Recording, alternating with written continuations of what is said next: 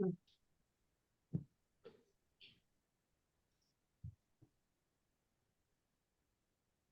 there's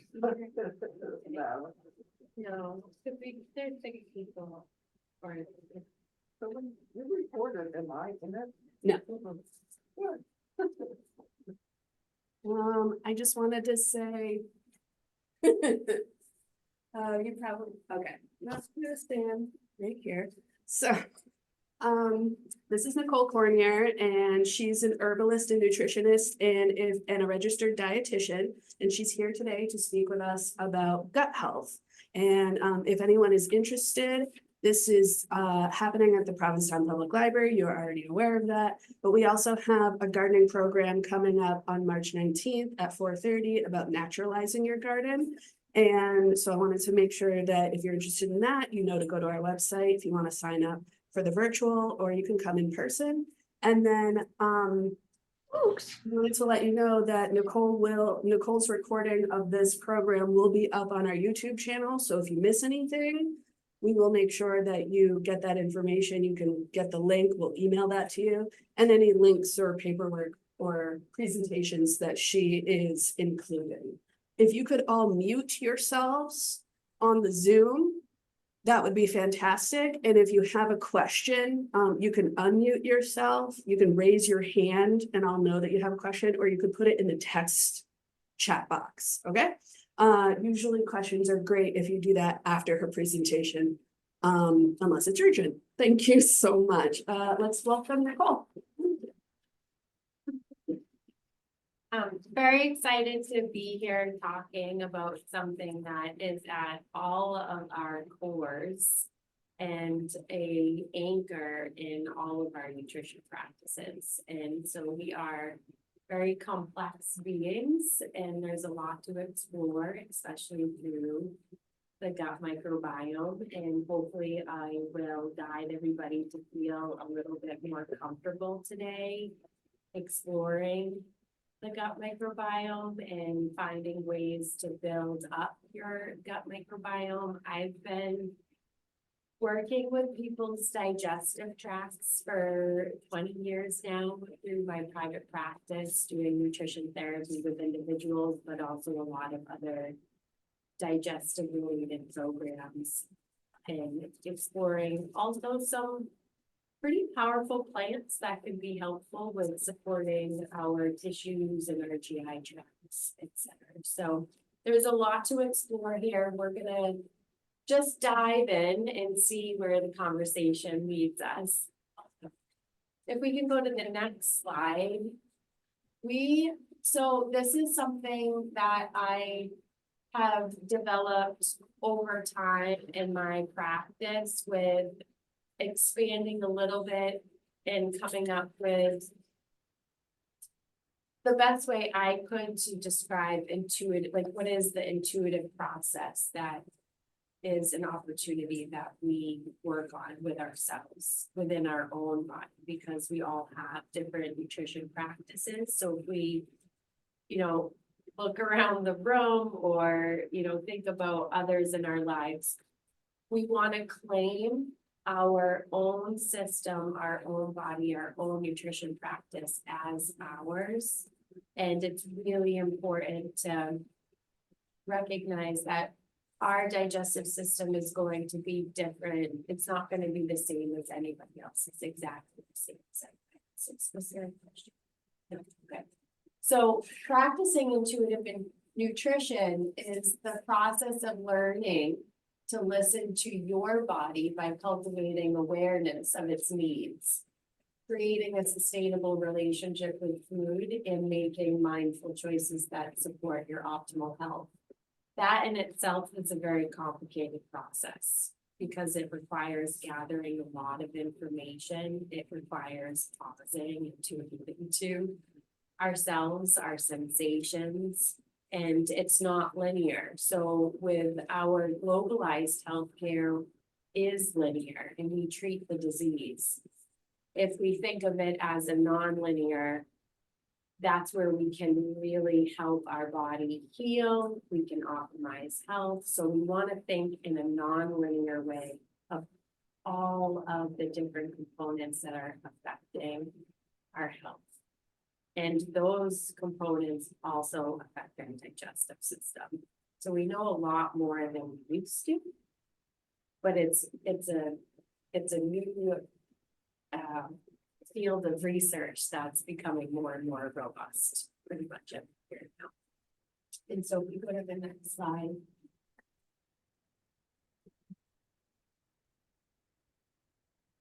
Yeah, so getting to know your biome, your gut, your microbiome encompasses all microbiota. So not only in your GI tract, but like all of our tissues, all of our organs, we are mostly made up of bacteria. And which is good. There's good bacteria that is extremely important and has specific roles in the body, including helping absorb some of our vitamins and minerals. So like vitamin and mineral absorption is actually, some bacteria is actually responsible for that. We have all of these different individual good bacteria in our system, and then we have families and colonies of bacteria, and all of them are important. So one of the conditions and current statuses that we can hold is being good bacteria deficient. So it's actually very common. A lot of times that's why we may be taking probiotics to help build up the good bacteria in our gut microbiome. However, there's so many different individual ones that not all probiotics are the same. So you want to maybe explore a little bit, and there's different ways that you can do that. Some people choose to do a stool test that shows and is able to present where your levels are at in regards to good bacteria. And the families and colonies of bacteria. So one little thing about the families and colonies of bacteria, those are most impacted by butyrate foods. So butyrate foods are mostly our root vegetables, which I love to mention right now because it's root vegetable season, because they are mostly storage crops. And we can utilize having at least a serving of root vegetables and getting a variety of root vegetables in order to get more butyrate foods coming into the system that will help the colonies and the families of those bacteria. So good bacteria deficiency or commensal keystone bacteria deficiencies are very common. And they can happen for a variety of different reasons. It could be our environment, it could be our stress levels, it could be a history of a weak gut microbiome. So we can't control the way that we come into this world.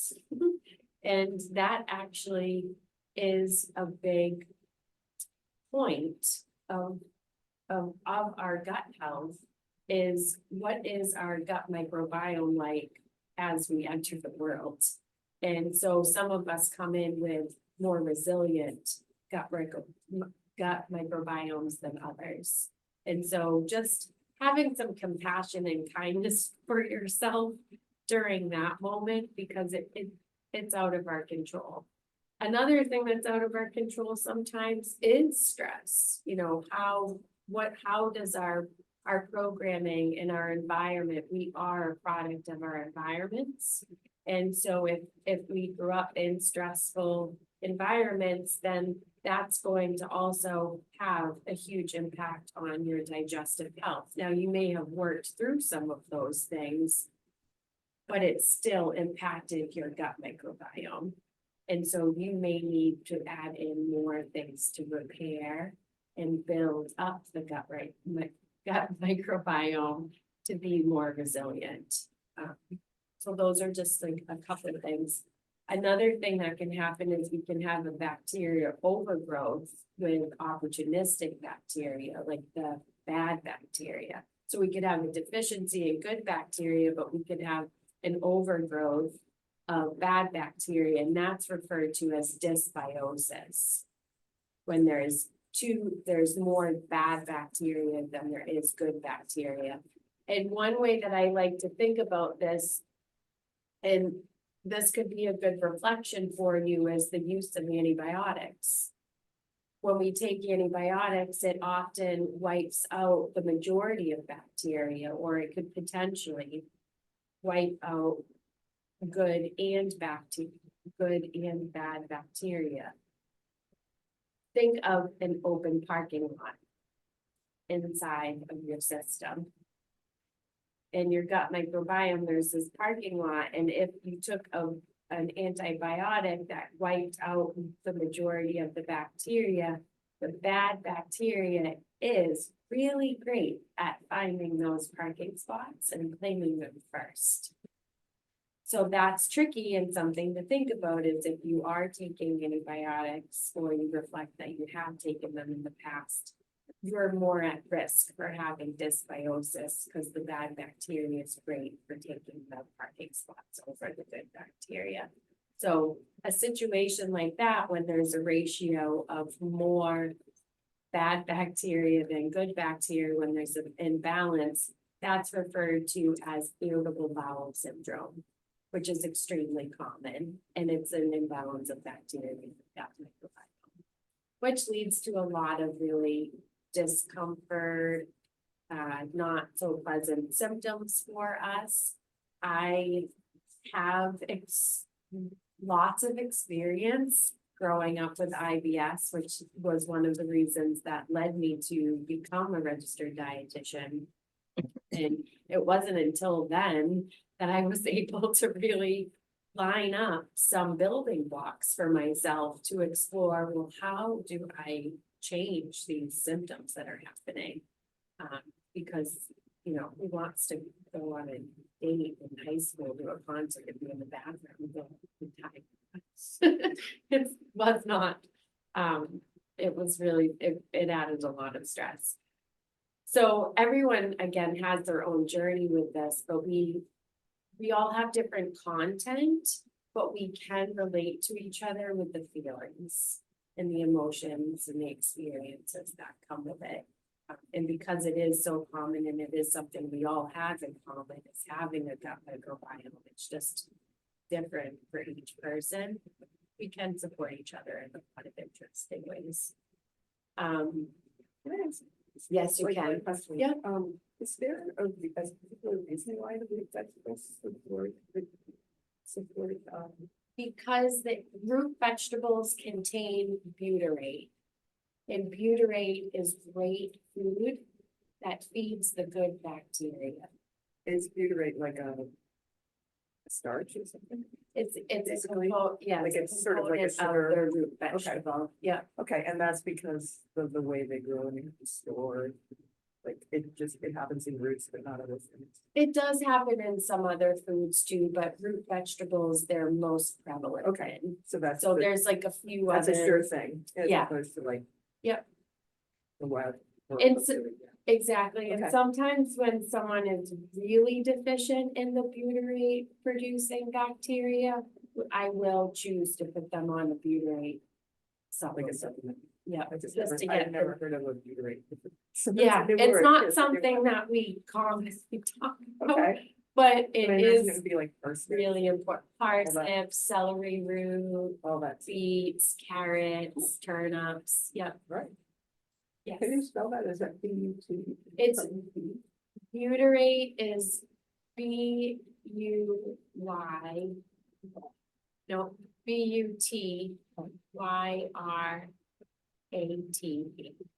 Butyrate. Courtney, can you double check? Yeah. Butyrate, yeah. Thank you. You're welcome. So yeah, just keeping in mind that, you know, our gut flora goes all the way from our tip of our nose, all the way down to our entire GI tract. Right out to the colon. And everybody's gut microbiome is different. It's like our fingerprint. And this is a really important fact to keep in mind, is that 70% of the immune system is clustered around the digestive tract. So our immune systems are very sensitive sometimes. They can, a lot of things can impact our immune system. Our digestion and the function of our digestion is absolutely crucial to our immune system. So if you notice that you're getting sick a lot, or if you have food sensitivities, because that's connected to our immune system as well. If we have something that our body doesn't recognize or recognizes it as a foreign subject, it's going to want to build up antibodies against that particular food. And then we develop a sensitivity that is connected to our immune system. So it's not saying we're never gonna have those foods again, because like we said, like, to promote this program is exploring our inner garden. And when we eat the same foods all the time, it actually weakens our digestive tract. Just like if you planted just one or two things in a garden, it's going to be a bullseye for pests. But if you really plant a lot of diversity within your plants, you're gonna help that garden be more resilient. And the same thing goes with our inner garden. The more diversity we have with different colors, the phytochemicals of foods, we're gonna help our gut microbiome be more resilient. And so that's like a really, like top of the list tip for building our biome.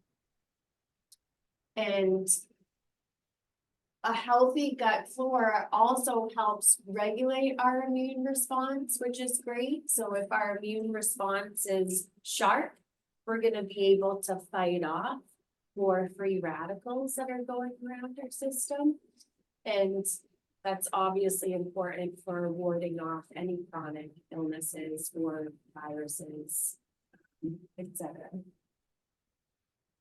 And we already talked about dysbiosis, but dysbiosis, if we have an overgrowth of the bad bacteria, then our digestive system is not functioning at its optimal level, and therefore our immune system isn't working at its optimal level. So they're very much connected. So if we work on clearing up the bacteria overgrowth, we're going to help improve our immune system. Everything's connected. Functional nutrition, functional medicine is a really important concept, that all of our systems work together and that we don't want to just treat one. You can go to the next slide. So now we're getting into, well, how do these things connect to each other, the brain and the gut? And they connect directly through the vagus nerve. And there's a lot of different things that we can do to help tone our vagal. Vagus nerve, sorry, back one. Sorry. It's okay. So our vagus nerve it really is very important towards, do you know how to get that one, couple?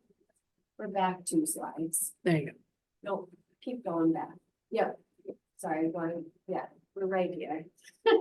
That's okay. I just want everyone to be able to look at the list for, just connecting that the vagus nerve is the main component of our parasympathetic nervous system, and that oversees like crucial bodily functions.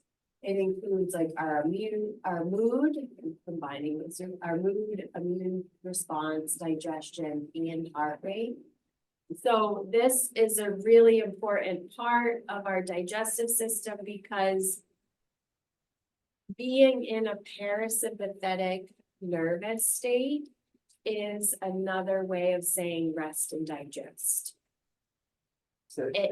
Rest and digest. So it's really important that we think about how we're eating, not just what we're eating.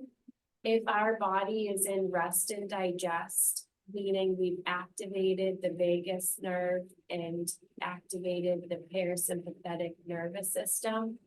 We are now in a state, and our digestion is in a state being ready to more appropriately digest all of those vitamins and minerals and send out those nutrients to the rest of the body where they really need to go in order to reduce inflammation throughout our whole system and, give our body really wonderful energy to ourselves. So this is something else that changes all of the time, depending on our stress levels, but depending on our environments, depending on the quality of our ingredients, depending on toxins, depending on the body being able to remove toxins. We end up stagnant a lot, and a lot of toxins get trapped in our body at different times for different reasons.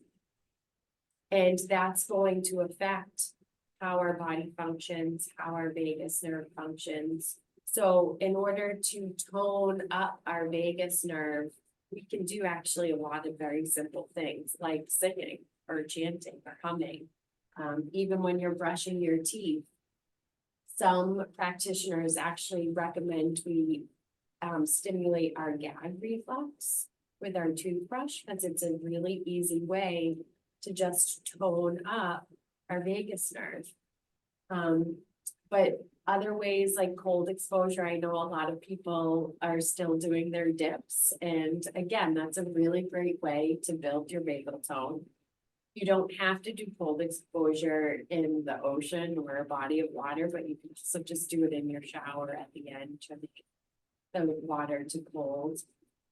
And deep, slow breathing. So we're gonna do a little bit of that, but a common one, right before before a meal time, you could practice getting into rest and digest by breathing in your nose for a count of 5.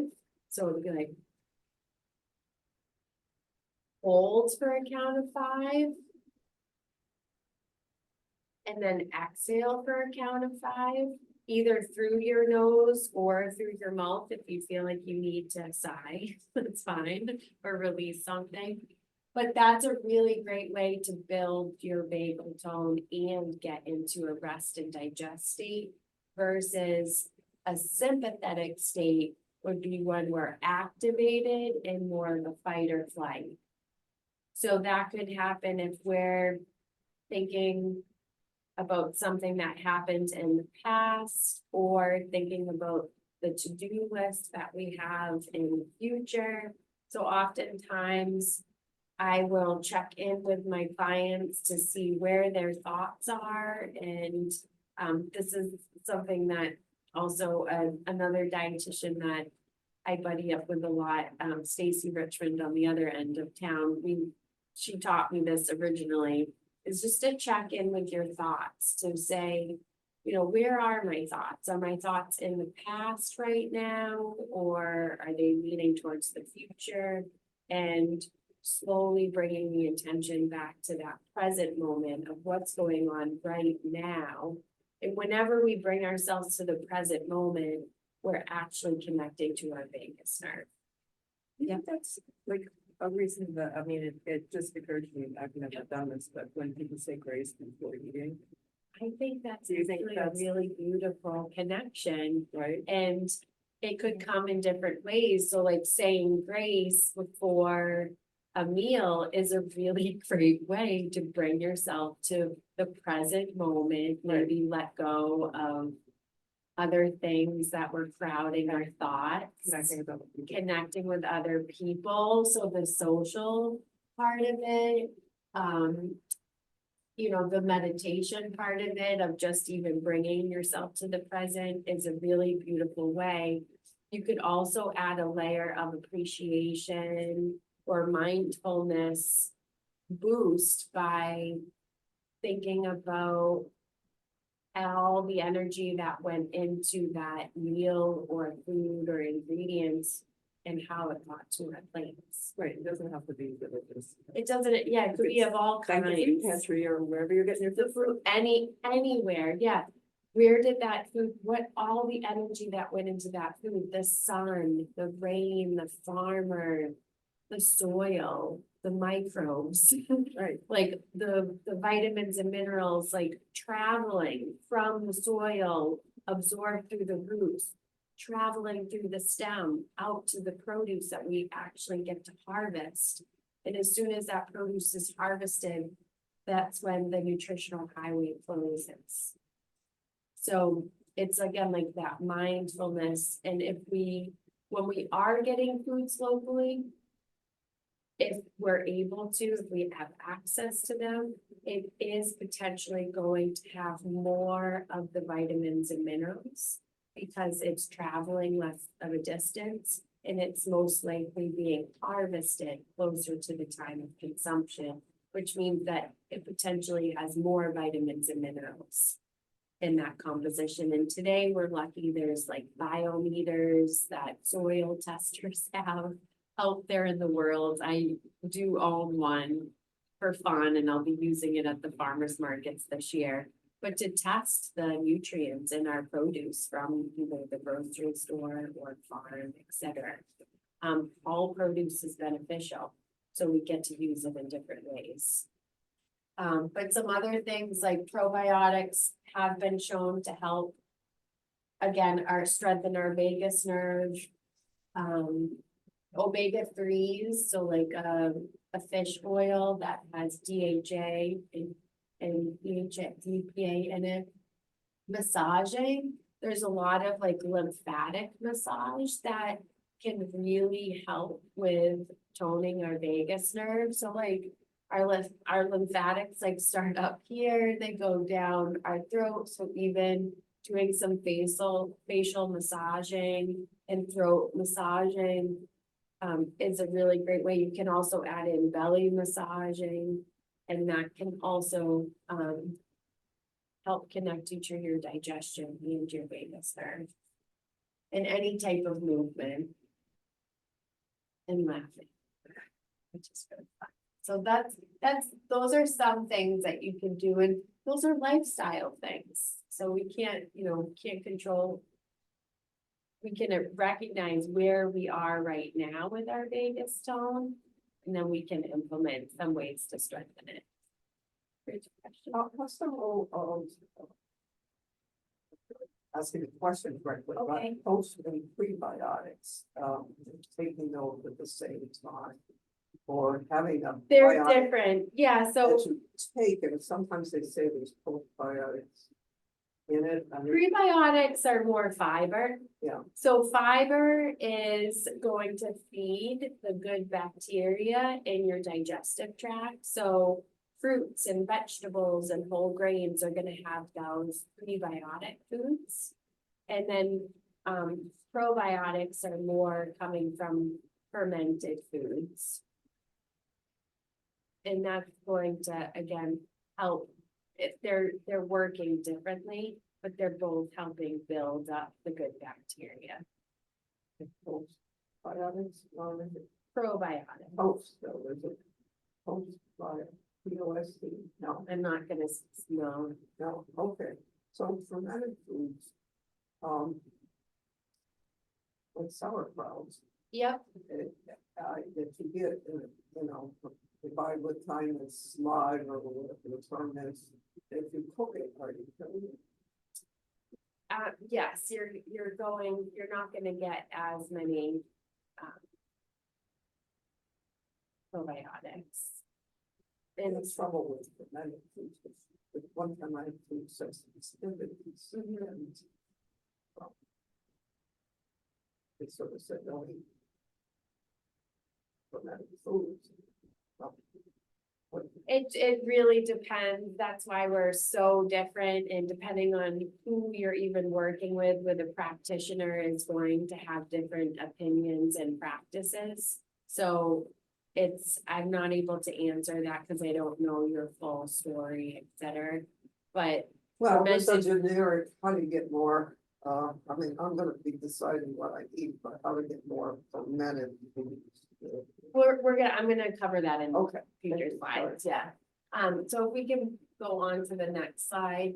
So intuitive eating is a mindset that is going to encompass a lot of different areas of how you show up in your nutrition practice.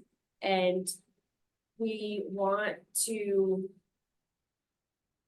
try to implement and move through some of these concepts of intuitive eating that were developed by another registered dietitian, Evelyn Tribble, that's scientifically based. And coming out of a diet mentality is really important, especially to our digestive system, because if we have had digestive issues in the past, it's definite, we're at a risk of following different diets, like elimination diets, and looking at food in particular ways. So I've actually have worked with a lot of different individuals that have developed more of a disordered eating when having digestive issues because of that diet mentality that can creep in. And it's not gonna serve us for the long haul, so it's really important to try to get ourselves out of that diet mentality and again, like focusing on how we can support all of our systems to get back in balance. And that goes back to the first slide of practicing intuitive nutrition and being able to really learn how to listen to what your body is communicating to you and create a process to strengthen all of its functions. And that's a process. Nobody can achieve that in a week or even a month, but you can engage and embrace the process along the way. And so honoring our hunger is another thing. We miss our hunger cues so frequently because they're such subtle sensations. So if our programming values the amount of like work we do in a day or how much we get done, we can easily, our inner voice can sometimes attach to those old beliefs that it's more important to get the next task done versus to pause and have a meal. And that's a very common thing that I see in my practice is we get into whatever we're doing and then next thing you know, we've gone longer periods of time without eating. And when we do that, our blood sugars dip. And so and the reason why I'm saying that is because it's really important to recognize that balancing our blood sugars is the best way to support our digestive system. So if we're not balancing our blood sugars, we're not fully supporting our digestion for that meal. So we best do that by partnering protein and fiber together. So if we have protein and fiber together, it slows the rate of the food turning into blood sugar. And then we automatically support the pancreas that's responsible for producing insulin that picks up all the vitamins and minerals and makes the delivery out to the cells. And then that can decrease inflammation in the body. And our pancreas is responsible for producing digestive enzymes. And that happens in the beginning of our digestive tract. And for all different reasons, our pancreas isn't producing enough digestive enzymes. So if we have any digestive issues, it's very common to also not be producing enough digestive enzymes. And that's something that we don't take for long periods of time, but we can take digestive enzymes before each meal to help get the flow of digestive enzymes from the pancreas back up to par. So that's one thing that we can do is take digestive enzymes, one before each meals. For just what, like one round, like get one bottle and do that, and that will help like stimulate the pancreas to get a nice flow of digestive enzymes. And just practicing getting into that breathing before your meal, but also pausing during your meal is a great way to connect the body to its hunger cues. And that's again, like just pausing and checking in with yourself. Am I hungry? How do I feel? Is this still tasting the same? That's like a really good practice to incorporate. Making peace with food. Oftentimes we have this inner dialogue. It kind of goes with this, with the next one of challenging the negative food thoughts of thinking that food is good or bad. Those two kind of go together. And it's really important because if we stay connected to that old belief, we are going to have this inner dialogue that's like almost in a battle of whether we should eat something or not eat something. And if we're running into, if we have this cabinet of like all these foods that every time we open it, we see something, we tell ourselves no, that's going to affect us and our vagus nerve and our stress levels. And more going to put us into a fight or flight state versus a rest and digest state. So it's something little that happens within our, that inner dialogue, but it actually has pretty big impact. And just even being aware of how we talk to ourselves, et cetera, that can really be a great opportunity for a shift and strengthening those thought processes. Because we want to get to a place where our healthy adult selves are coming from a position of strength and making the choices on a daily basis for ourselves versus coming from a position of weakness of believing the old messages from our programming. So we all have both, every single one of us.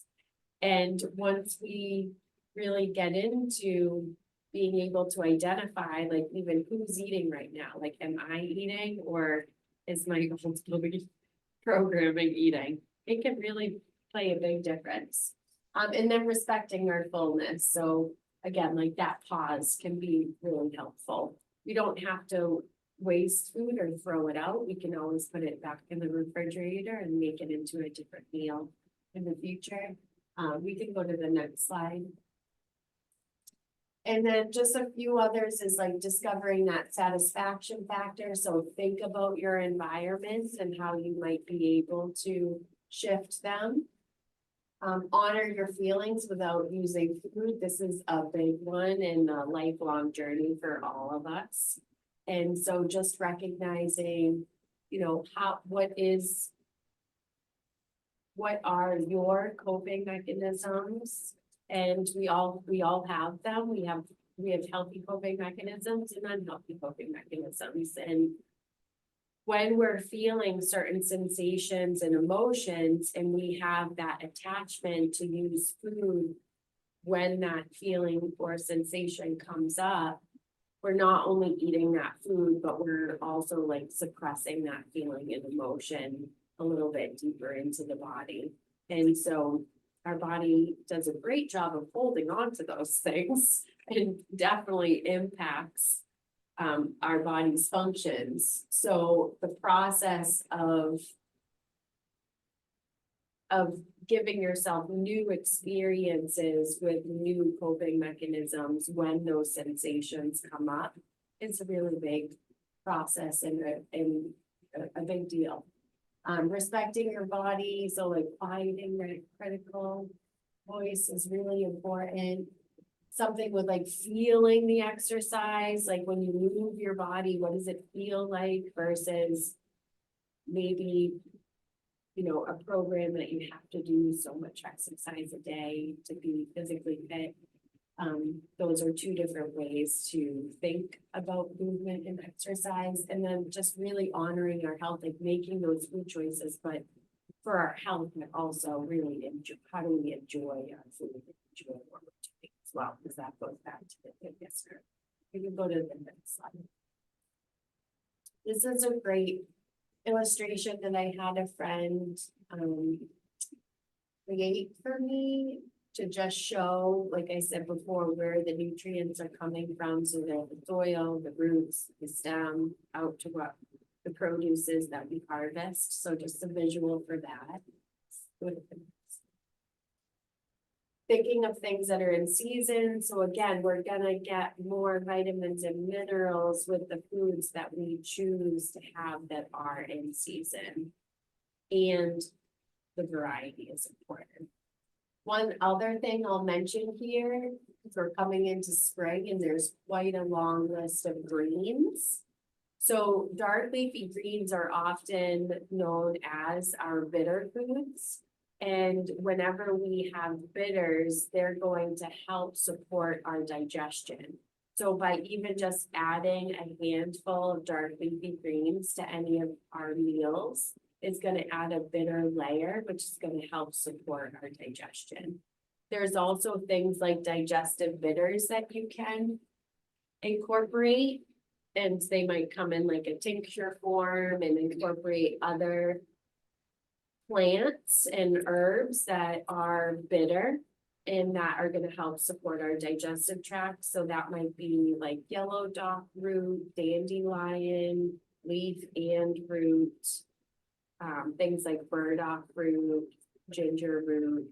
Those are all examples. And how I would use digestive bitters is I use them after a meal. And so they're gonna actually really help support all the digestive processes, but also specifically help tighten our esophageal sphincter. So that's like right here, where esophagus starts. And we have this sphincter that sometimes the muscle just needs a little bit of practice. And support, and digestive bitters do a really great job of helping tighten that esophageal sphincter. So if you have acid reflux or know anyone with acid reflux, I start off with doing digestive bitters, not omeprazole or a prescription. Is that like the same thing as like when, like chinar, like, you know, the it's an Italian liquor, but it's made from artichokes and like Campari, like all the bitters that they use. Yeah, it's Right, so similar. like people have like a little bit of. It's similar, yeah, and I think, yeah, bitters are very common, Common. especially in Italian cultures. Right. And my family's from like northern Oh, Italy and grew up with just knowing about bitters like after a meal at certain times. They're all a little bit different. So like if you get one from an herb shop, that's more geared towards combining a lot of different plants and tinctured in a way that they're pulling most of the benefits from the plant. So there's like a ratio to follow with herb pharmacy, which might be a little different than like just an after dinner drink, but I think it still has a little bit of that. And you're on the right track there, but dark leafy greens are great. And then, you know, just a lot of diversity with our seasonal vegetables. We can go to the next slide. So this is just a way that we can, like I said before, that protein and fiber, helping us balance our blood sugars, maybe trying to follow some of these formulas throughout the day. So we're just assembling different proteins and fibers together. That's going to help our energy levels. It's going to help support our digestion. And then if we start adding some fermented foods to this, that's going to also just help us digest that meal. So I like to think of fermented foods as more of like the condiment. So if we do like kimchi or sauerkraut or any of the fermented vegetables, we can go to the next slide. Okay, I'm gonna go through this quickly. So again, there's a lot of different proteins out there. Some proteins have fiber that are plant-based. Our animal proteins have other really great amino acids that are really important for rebuilding our systems and keeping our system strong. So there's a place for all different proteins. You can play around with them, with what's best for your practice. That's totally fine. We're gonna go to the next slide anyway. But just my point here is that getting a variety of different proteins can really help build your nutrition practice and get those building blocks of amino acids that help your body repair itself in really important ways. And really getting enough protein at each of your meals really helps you balance your blood sugars and your digestion. You can go to the next. And the same thing with grains, there's a lot of different grains out there. They affect our bodies in all different ways. So again, all of us are different with our digestive systems, but there's all different things that you can do. Like you could sprout your grains. You could lean towards more of the gluten-free grains if you feel like you have a sensitivity to gluten because of your current digestive state. But if you were to do a gut workup and really try to build back up your gut microbiome, you most likely will be able to tolerate some high quality gluten foods without the symptoms that you previously had. So there's, again, it's a process. We don't want to just accept a diagnosis for our change because it's ever changing. Yes. What do you mean by high quality food? So gluten comes in lots of different forms. We could have, let's say farro. Farro is a whole grain that is a whole food from plant, but it does contain gluten. That would be different compared to a loaf of Wonder Bread that doesn't have much, like it's more, it's very processed. Yeah, exactly. But that's a good example that I can give. So there's all different types of gluten and some of them are more processed than others. There's foods that have gluten in them that are whole foods versus processed foods that have a long list of ingredients that we may not recognize. Oh, well, I was thinking it said that, I thought you were going to like, I think spaghetti or something that says Seminole. There's different flours too, so those are just different plants. Yeah, so. Yeah, so sometimes, Well, well, those would be probably an example, but again, I would say the no, I understand. whole grains would be a good place to I start. wasn't going with it. Yeah. That's fine. And it's gonna be different for each person too, so that's something to keep in mind. We can put it in the next slide. Yeah, so buckwheat's something that actually people assume may have wheat in it, but it's actually in the rhubarb family and gluten free. So buckwheat is a really fun whole grain to work with that it can, be really easily digested. We can go to the next slide. These are just different categories, again, like just making sure that we're having things from all of the different food groups. We may not be doing dairy because our system might be sensitive to dairy currently. So we might need to take a break to open up space. So I don't do elimination diets, but I do pay attention to different foods that may be causing some irritation or inflammation in that person's system.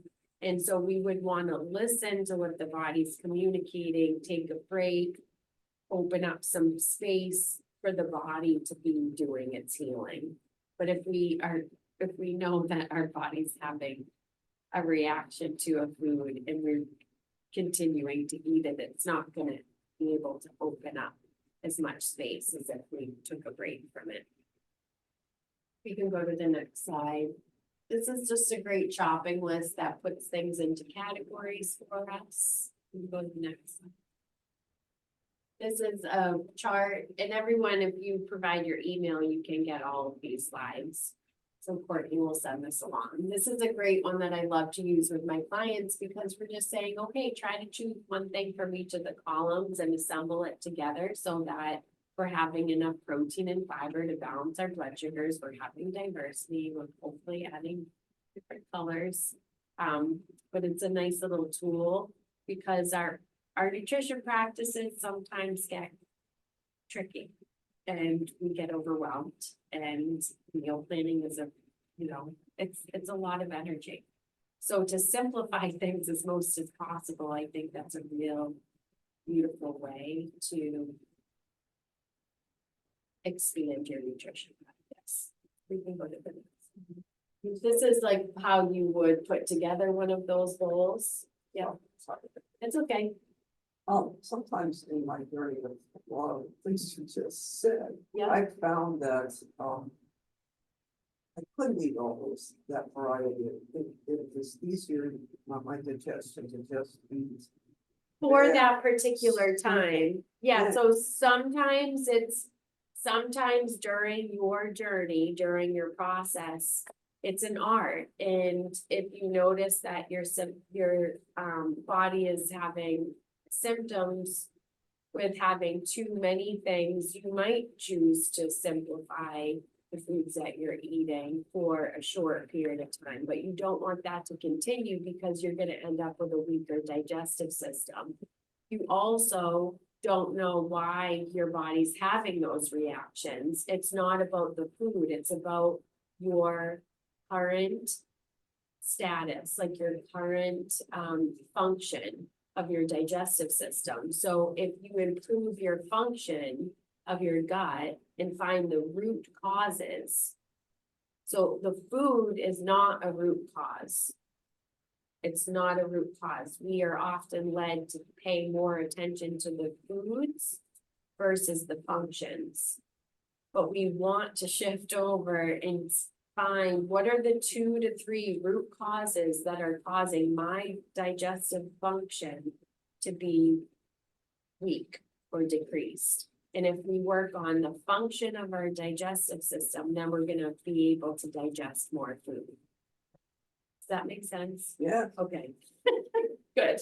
I know it's and it's a kind of lot my infuriating sometimes, because if you're like led down this path of focusing on food so much, again, that's where the disordered eating happens and it doesn't help us in the long run.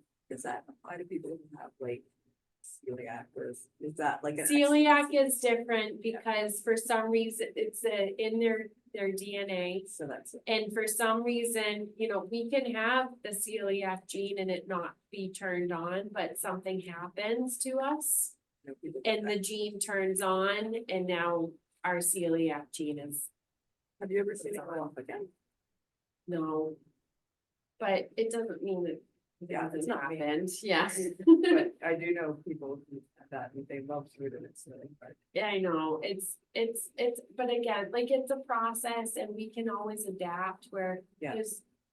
That's the beauty, like, we can adapt. Yeah. And we can have new experiences and that's like, a good way to have embrace the process of our own health. We can go to the next one. These are just like different like flares and examples of bowls that you might assemble together. You can go to the next one. And you can add like some different flair to it if you wanted to. Go to the next slide. And just thinking of things to like have on hand, so you're like creating like a grab and go section for yourself. So speaking of adapting, there's certain herbs and plants that are called adaptogens, which mean that they have these healing abilities to them. They help the body adapt to stress. And so I think we all could use adaptogens. And I think that's really important. So some of the ones that I love, my go-tos to start off with, if you haven't used or incorporated teas, etc. Start with like dandelion roots that help support the liver. Nettles are really great for circulation in our immune system. And holy basil is really great for calming the nervous system. So I actually have a nettle infusion that the spring is coming, so the nettles are going to start popping up in patches. They do sting you. They have hairs that do the stinging that are used in certain ways for like bringing histamines and helping with joint and joint pain and muscle pain.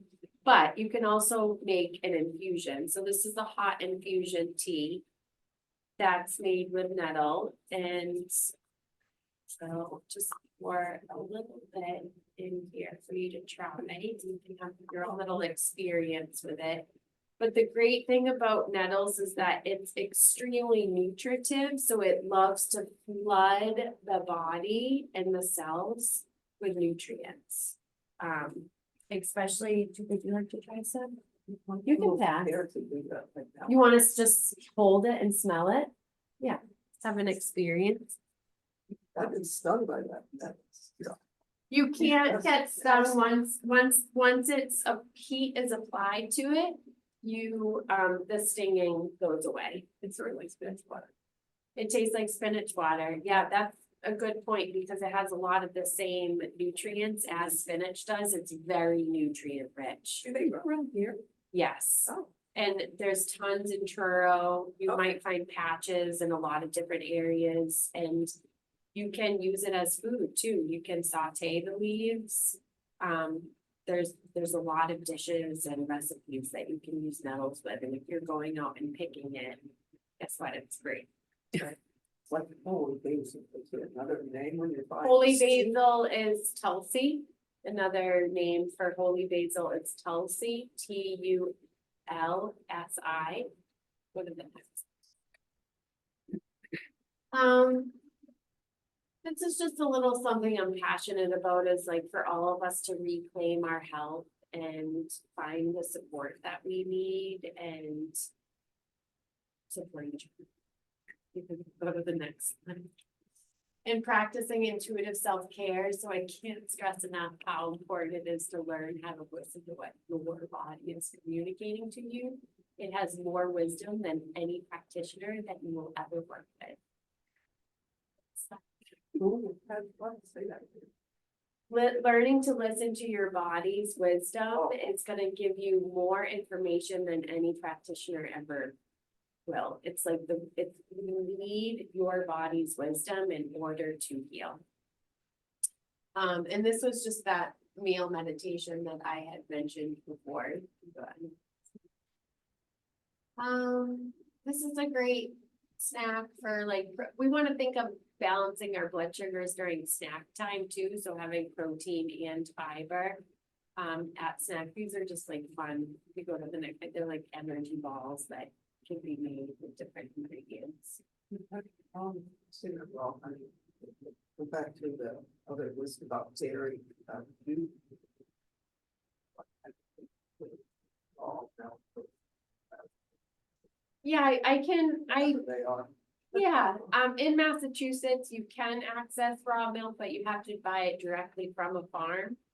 So it's not like it's illegal to wholesale raw milk in Massachusetts, so you would have to go directly to a farm to purchase it. It's a different product than what we have in the grocery store. It's gonna have the different enzymes to help digest, once we pasteurize something, we're applying heat, and that's going to affect the way that our body digests it. So if someone has digestive issues and they really want to incorporate dairy or milk, they often have a different experience with having raw milk versus pasteurized milk. Yeah, I think they used to sell health food sort of like on None of older, yeah. Yeah, it's Might have not, been used it's illegal now. Yeah. to- Oh, yeah. Yep. But it's like a farmer. Right? It's There is proprietary.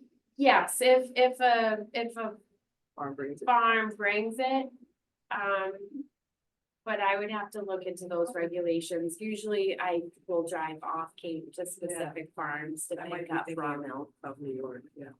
Vermont's like that, New York's like that, so each state is different. Yeah, you can go to the next slide.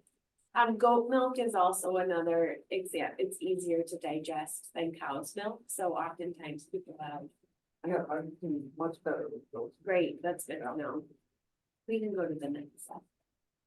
This is just an example of the protein and fiber snack. Always better, and then that's my website and my email address.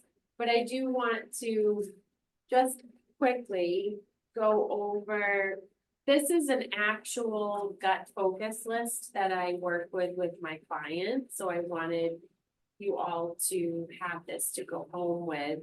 And it just talks about your oral health. And a lot of times we can either not have enough stomach acid to create an environment to kill harmful bugs, so we might need to take like some HCl to help with increasing the stomach acid. We could also start the day off with some lemon water, and that's gonna help with the environment that kills off harmful bugs that are gonna like potentially make their way down to your stomach. But just thinking about your oral health, because it can, you know, bacteria can be a problem in your mouth, not just your stomach. And instead of doing like full elimination diets, I like to say connect to feedback from your body with the following foods. So like if there's artificial flavors, sugar, alcohols, processed protein powders often will affect people. High fructose corn syrup, gluten containing grains and dairy. So those are just like something for you to reflect on, is how does my body feel after eating those foods if they're currently in your practice. And then thinking about adding the gut feeling foods like the fermented foods, like root vegetables, like prebiotic plants, like a cup of great asparagus is coming into season, onions, garlic, apples, bananas, artichoke, those are all like very prebiotic plants. And then natural probiotics are like the sauerkraut, the kimchi. But I like to think of that as, you know, adding a garnish. And the reason why those are natural probiotics is because all the outsides of our vegetables have lactobacillus on the outside of our vegetables. And if we put those into an anaerobic state, the good bacteria is going to flourish and the bad bacteria is going to stay out. So when we take sauerkraut or cabbage and we ferment it, that's why it's turns into a probiotic, because we've taken the lactobacillus that naturally is on that vegetable and we're putting it in an environment to grow it. Oh, must be targeted for some organic versus by where there might be pesticide on it. Or, Yeah, so for the most part, but it's still not this. That still might have lactobacillus on it.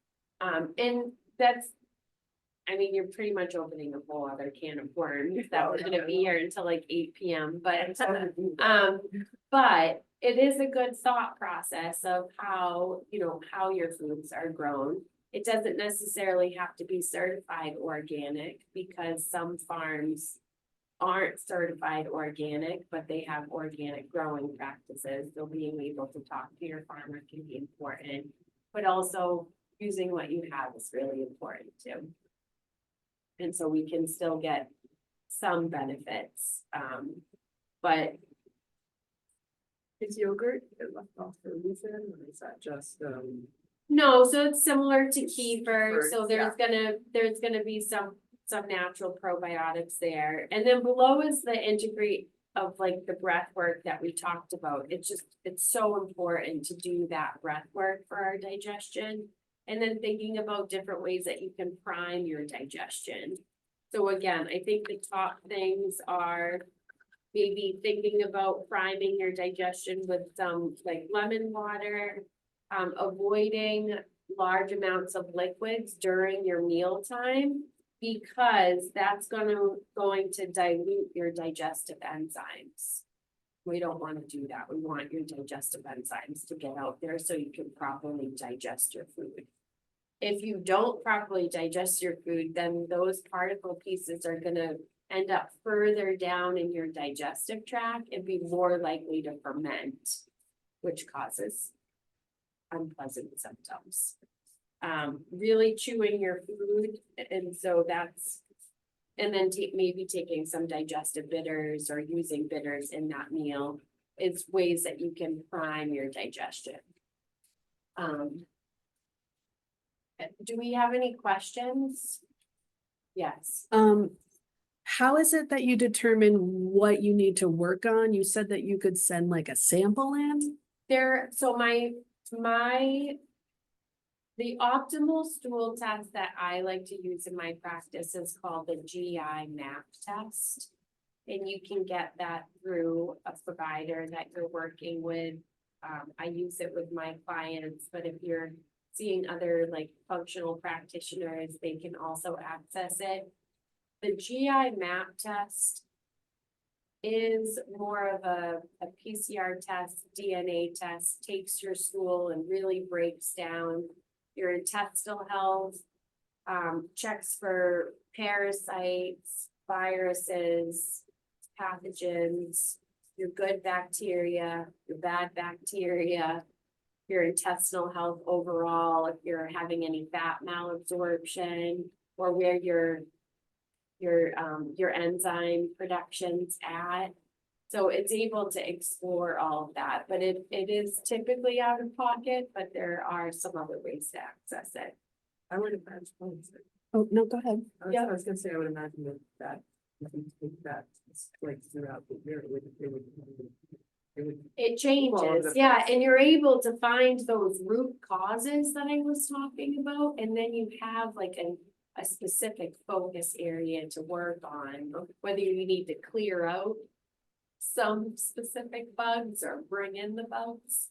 It can really some give, bad. or if there's H. pylori, so H. pylori is like a very common bacteria that lives in our stomach. And we pass it to each other, but it is a very common cause of acid reflux. So a lot of times individuals, especially at a younger age, they are having like heartburn or indigestion. They're prescribed omeprazole, but that's not getting to the root cause because they actually just have H. pylori in them. So they have to get that out. It's not all sorts of things. No, not necessarily. That's H. not the pylori is a bacteria. Yeah, it could lead to have developing ulcers being untreated for a long period of time. So you maybe get this test or it gives you a focus and you work on that, and maybe you're feeling better. Yep. Do you just keep doing that, sample to? I don't do it unless there's a reason to. So if you're feeling great and you're able to tune in to your body's systems, I don't have us do So it again. hopefully after you do the focus and you feel, you don't have to look to see what the next is. I don't think so. That's not how I do it in my practice anyway. If you're on certain medications that you cannot change or get off of, and that's causing, say, IBS, or it's causing stomach issues. Yeah. Is that a factor in how you eat and what you can do? Like, do you need to talk to your doctor before changing your diet? Or does that not affect it?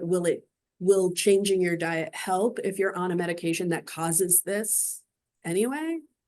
I would say, yes, like if you're doing anything to help support your digestion, it's gonna affect your digestion, even if you're on a medication that has potential side effects to affect your digestion. And that might, it depends on the person, really. But I would say it's always a great idea to help support your diet. Yes. Well, I always wondered that when I'm taking antibiotics, but try not to. sort of after.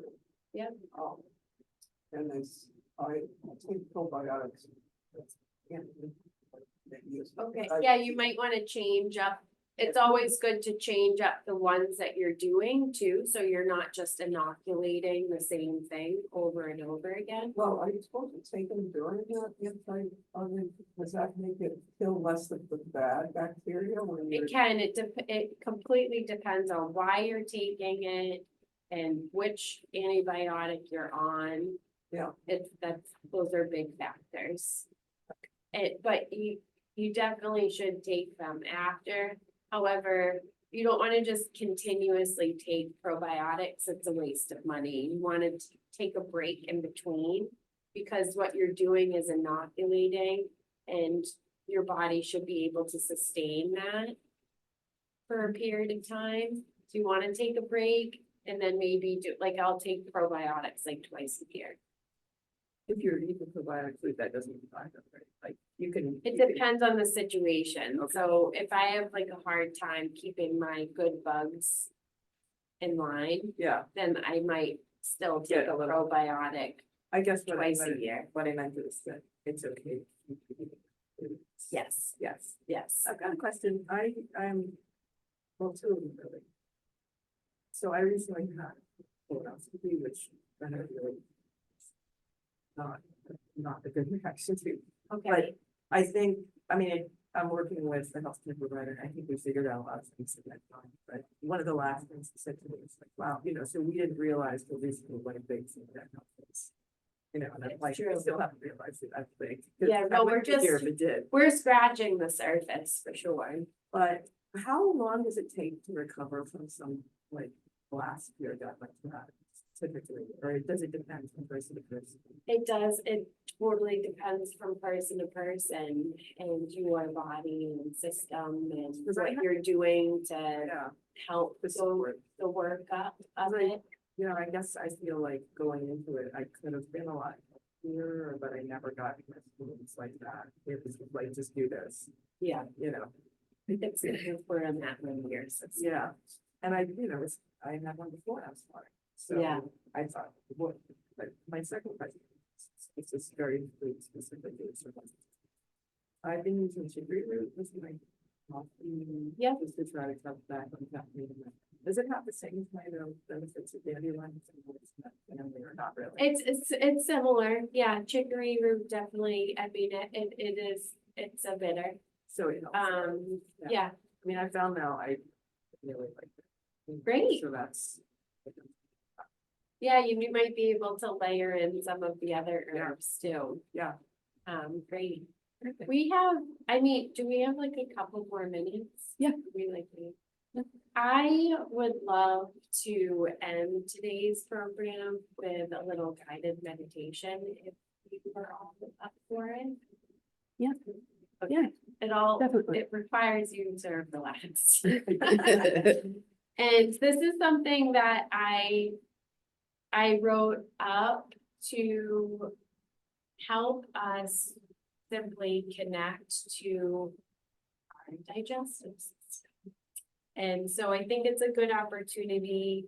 And I just love to like end today's program with a little connection to ourselves. So just settling in and getting comfortable, feeling, the seat support you underneath. Creating like a solid foundation for your spine. And like trying to see if you can feel the spine tall and balanced over your pelvic foundation. So like the alignment of the body. The head balanced like above the spine, and then just resting your hands organically on your knees or your thighs.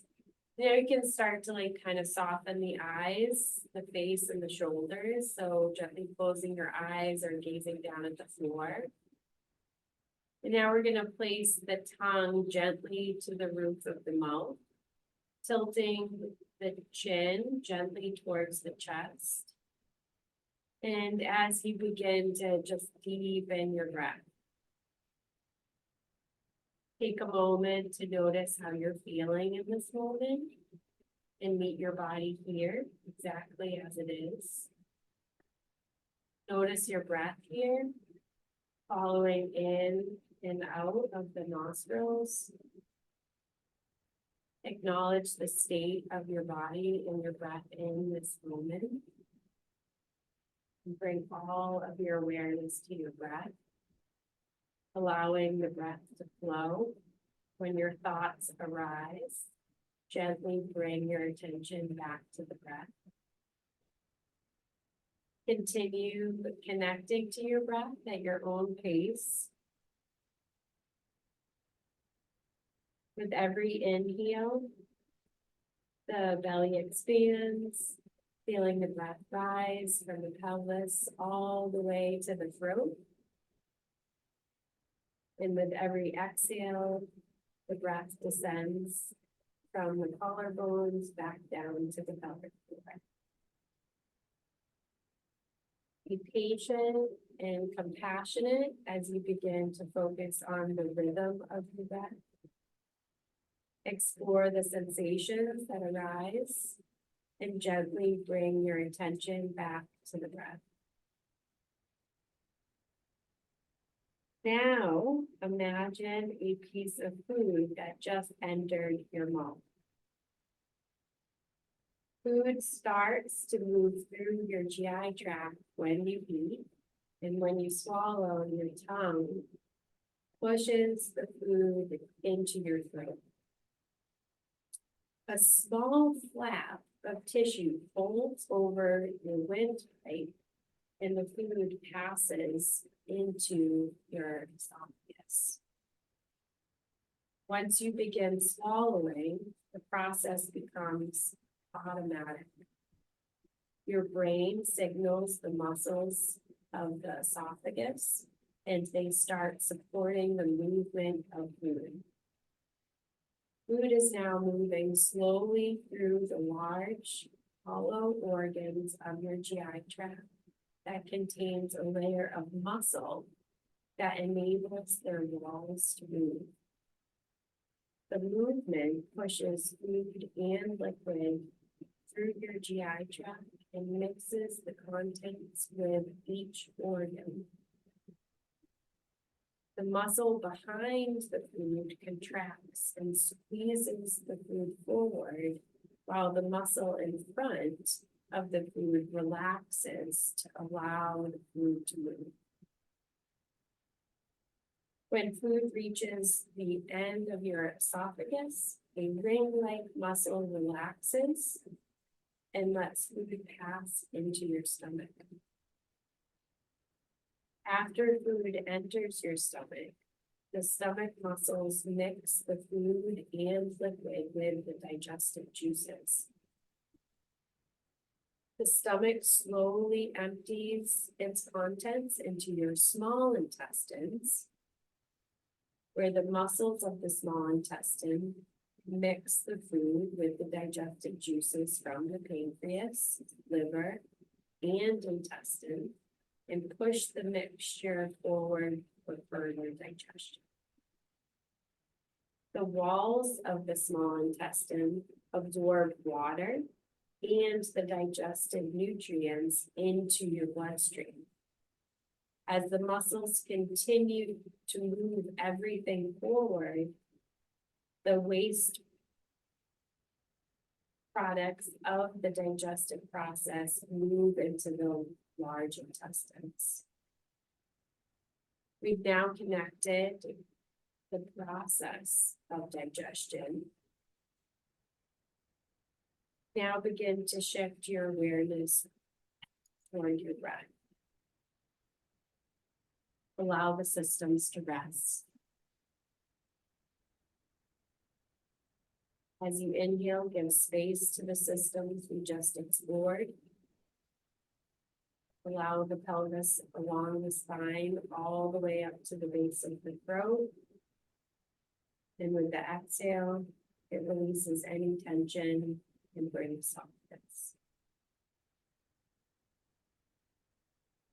And when you're ready, you can bring your awareness back to the physical body, the space around you, your gentle breath.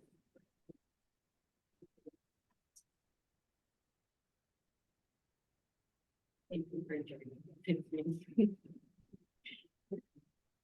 I feel it's really a great way to take a moment and bring ourselves through what actually happens and how much goes on in our digestive tract. And like, think of how much of that is just like, yes. And it will do the rest. And it will continue to communicate to us along the way. And the more we like learn to listen and support the body, it's gonna do amazing things. Yes. Thank you so much You're welcome. for offering such a great program. I feel like it was very informative, in answering all of our questions too. So, I hope to have you come back again. I think you're offering a great, informational kind of interactive workshop with everybody. So I appreciate that. Round of applause. Thanks. And I'm here if you want to chat. Okay, thank you so much. You're welcome. Thank you. Thank you. How are you feeling? Oh, Doing- doesn't happen. Okay, so. You said you were sending us the slides. I will send you the slide. And So, you, yeah. I would like to talk about. Wonderful. Yeah, you can go to that website and, or you could just send me a draft email and we can find a time. I meet with people in person at the Commons and also do telehealth sessions. And if you're in town here. So there's different options and